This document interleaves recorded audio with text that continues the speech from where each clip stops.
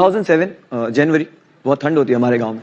तो मुझे याद है सुबह कुछ 7 बजे का वक्त था। मेरी दादी ने मुझे उठाया और मुझे बोला कि जल्दी उठ, और तेरी मम्मी को कुछ हो गया, उसको हॉस्पिटल लेके गए। और मैं एकदम उसमें उठा एंड बोले जल्दी भाग जल्दी भाग। सुबह 7 बजे का वक्त था और घर से हॉस्पिटल 10 मिनट रनिंग है, तो 10 मिनट तक मैं भाग के हॉस्पिटल पहुंचा। मैं जैसे ही हॉस्पिटल पहुंचा तो इमरजेंसी वार्ड से मॉम को बाहर लेके आ रहे थे एंड शी वाज स्क्रीमिंग। अपने पेट पर हाथ रखा हुआ था और शी वाज स्क्रीमिंग। तो मैंने, बड़े पापा थे, बड़ी अम्मी थे, डैडी थे, बहन थी, तो मैंने पूछा क्या हुआ क्या हुआ। तो बोले पता नहीं, इनको अचानक से पेट में दर्द हो रहा है। तो उनको लेकर इमरजेंसी वार्ड में दिखाया, उनको कुछ दिया, उनको फर्क नहीं पड़ा। तो उनको सिविल हॉस्पिटल, जैसे बड़े हॉस्पिटल होते उसमें भी बहुत दूर जाना पड़ता है स्ट्रेचर लेकर, तो लेकर उनको गए, वार्ड में डाला। और समझ नहीं आ रहा, डॉक्टर आ रहे, ट्रीट करे, क्या हुआ। बोले पता नहीं, अचानक से पेट में ये हो रहा है।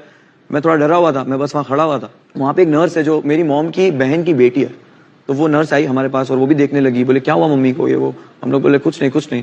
तो उतने में मेरी बड़ी अम्मी जो थे, उन्होंने मुझे साइड में ले जाके बोला कि तेरी मॉम ने एसिड पी लिया है।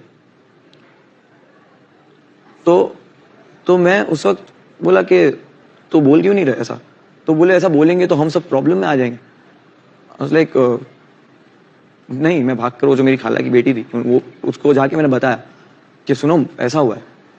तो she was very shock, she was like कि ये पहले क्यों नहीं बताया, उसका ट्रीटमेंट होता है तुरंत, वो दूध दिया, कुछ चीजें होती है। तो जैसे ही पता चला उनको डाला ऑब्जर्वेशन में, फटाफट सारे डॉक्टर्स आए, ये आए वो आए। ये सुबह 7 बजे से लेकर दोपहर में 2 बजे तक चल रहा था। 2 बजे तक जुम्मा का दिन था, I remember, I am holding her hand.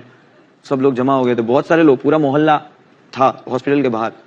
But मुझे पता नहीं था कि क्या होने वाला है। आई वाज वेरी ओके कि अभी हो जाएंगे ठीक, अभी ठीक हो जाएंगे। वो एक मूवमेंट आया जिसमें डॉक्टर ने आपस में बात करी, मैं देख रहा था उनको, और उन्होंने बोला कि तू हाथ छोड़ दे।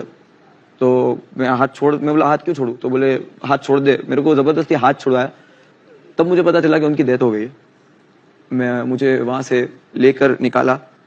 आज भी मुझे ऐसा लगता है कि अगर मैं जाग रहा होता या उस दिन जब मैं रोज मेरी अम्मी के पास सोता था, उस रात में जस्ट बिकॉज मुहर्रम थी और कुछ फेस्टिवल टाइप था, तो मैं नीचे दादी के पास सो गया था।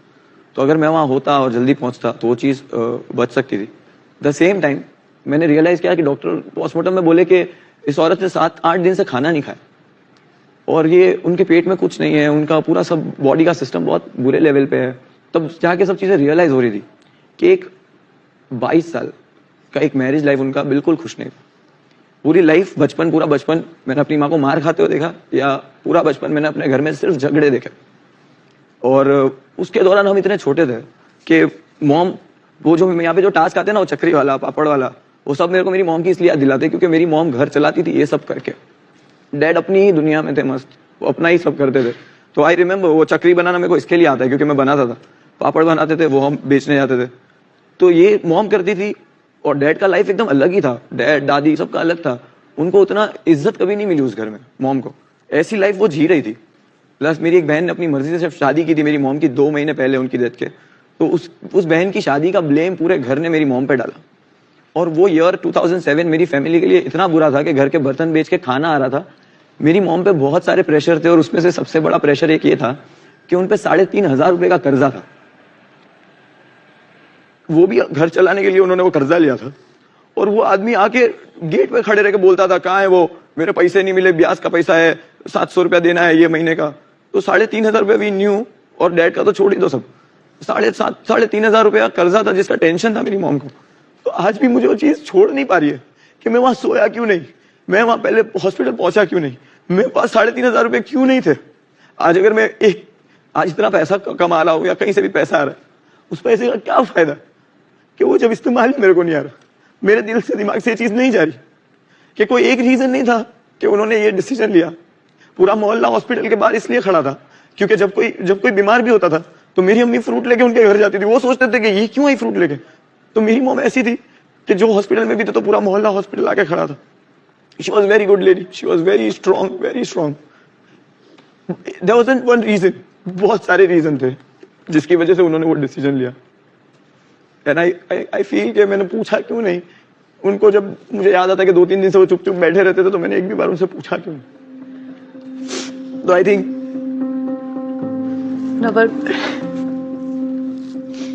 मुझे किसी की माँ की आवाज सुनता हूँ या किसी को मैं रोता हुआ देखता हूँ, किसी औरत को, मेरे को मेरी माँ की याद आती है। The reason I don't like fighting, the reason I don't to fight with anyone, मेरा पूरा बचपन झगड़े देखते हुए गुजरा है। मुझे नहीं चिल्लाना।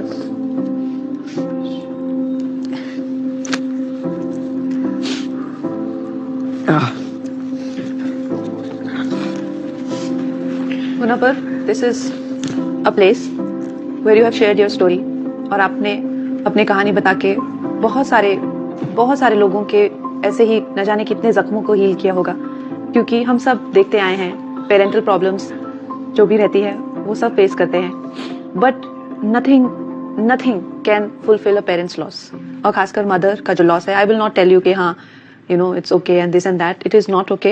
एंड एक जो माता होती है उसका अपने बच्चे के साथ एक अलग तरीके का कनेक्शन होता है, and we are very sorry for that.